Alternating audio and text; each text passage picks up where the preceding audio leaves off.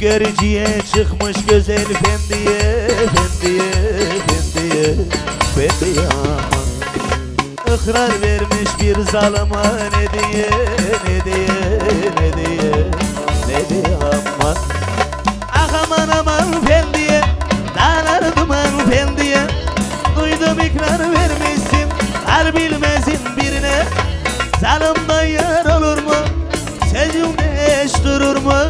12 ay 4 mevsim sağ kurban olur mu?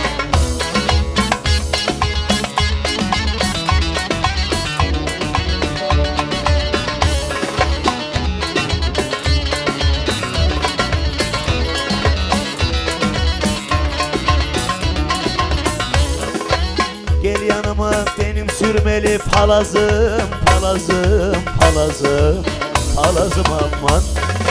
Hep böyledir garip teber avazım, avazım, avazım, avazım aman. Aman aman efendiye, dağlar duman efendiye. Duydum ikrar vermişsin, haldan bilmez zalıma. Zalimden yar olur mu, sözümde hiç durur mu? 12 ay 4 mevsim sağ kurban olur mu?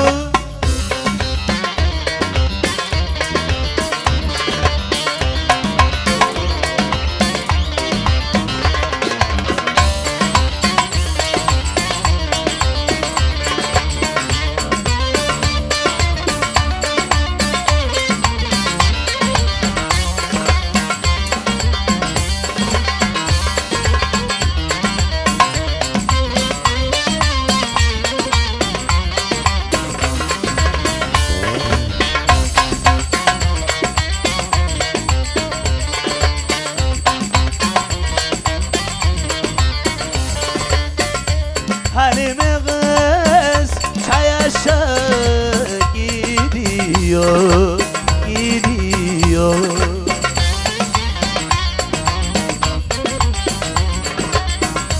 Kaşıyla gözü gel gel ediyor. Senden de boylarına bakayım aman. Yerdanına liralara takayım aman.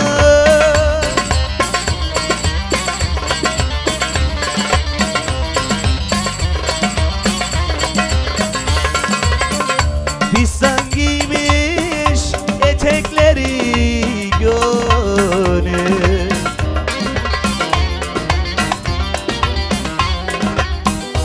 Anan yok da kimden aldın ödül? Haydi da haydi da ödül.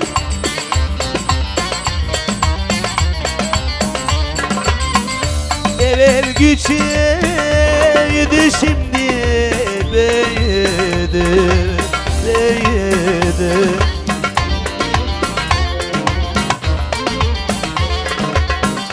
Usul boylarına kurban olayım. Sallandı boylarına